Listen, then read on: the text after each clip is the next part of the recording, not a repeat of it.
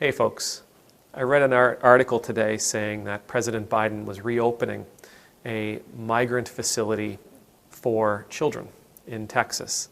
Apparently, there are capacity issues in another facility and therefore they needed to reopen what had been a closed facility for children.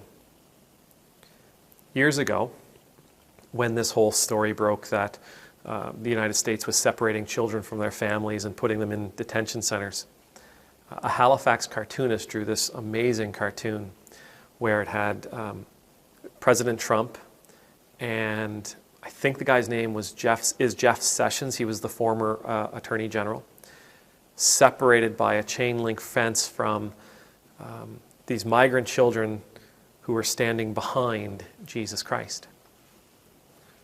The image, of course, was supposed to say this is wrong. Right? Jesus would be very upset by this. Jesus would want to protect these children. Relates back to what Jesus said about taking care of the widows and the orphans, taking care of the foreigners to your country. The Bible's filled with moments where it says, please take care of the alien to your country. Take care of the foreigners who are coming into your world. I posted that. I shared that on Facebook. And of course, I actually, a lot of people said, oh, I love this cartoon. But I got a lot of pushback, especially from my American friends, including American family members of mine who claim that I had no idea what I was talking about, that I couldn't possibly understand the complexity of what was actually taking place. At the time, I said, it doesn't matter if I can understand or not, this is wrong. What is happening is wrong. It is wrong to separate their children. It is wrong to separate children from their families. The response, of course, was, Obama did it. Obama started these camps.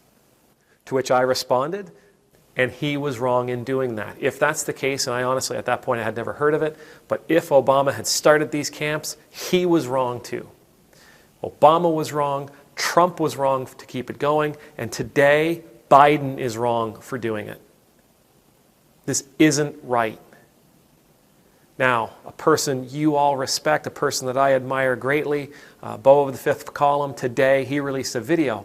And in that video, he offered 3 other potential solutions to this overcapacity problem, all of which were going to save the government money, all of which would have left these kids in a better situation. I highly encourage you, if you haven't already, to watch that video. It's incredibly informative. He offers a very, very wonderful perspective. He offers 3 great ideas, one of which he claims is a joke, but I would have taken it.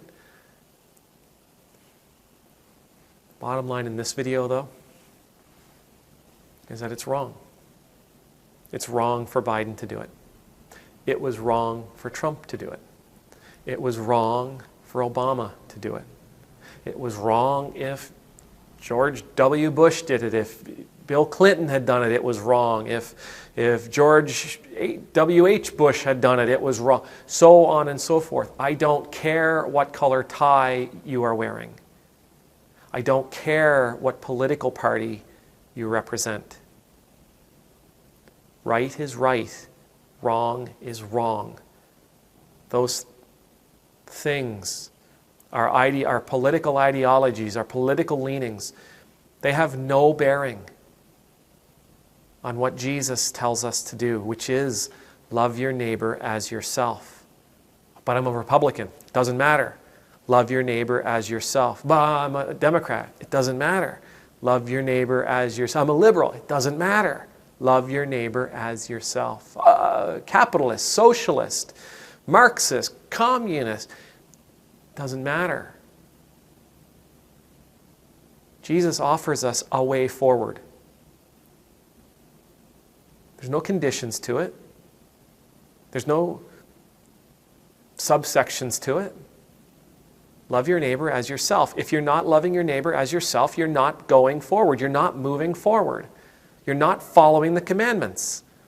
If you don't love your neighbor as yourself, you are doing something wrong.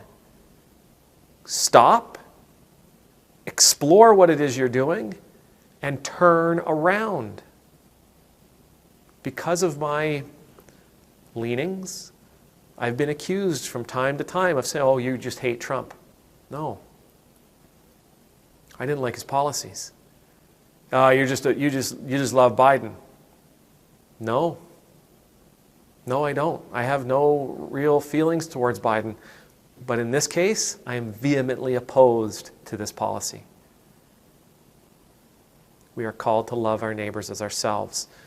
In the Gospel of Matthew, and I believe throughout the Torah, we are told to make sure that we take care of the foreigners who come to us. We recognize that they're coming to us for a better life. We recognize because they are coming to us because they're not happy, safe. They are not thriving where they were. They come to us for better lives. The call is for us to recognize how much we have. And as that wonderful proverb says, when you have too much, don't build a wall, build a longer table. It breaks my heart to think of kids being put in facilities like this. Now, I haven't heard that this is a matter of separating families. My understanding is actually these are teenagers who are showing up. It makes no difference to me. These are kids. They're kids just a couple of years older than my oldest and right around the same age. A couple of years older than my youngest and right around the same age as my oldest. Love your neighbor as yourself. If we're not doing this, we're doing something wrong. And it makes zero difference to me who you are, what party you represent. May the Lord bless you. May the Lord keep you. May the Lord's face be made to shine upon you and be gracious to you. May the Lord's countenance be lifted up to you. May you always know the peace of being in the Lord's presence. And I pray above all things, you will hold up those commands to love God with all your heart, mind, soul, and body, and to love your neighbor as yourself, regardless of where they come from, regardless of the color of their skin, regardless of the language they speak. Just love them. Amen.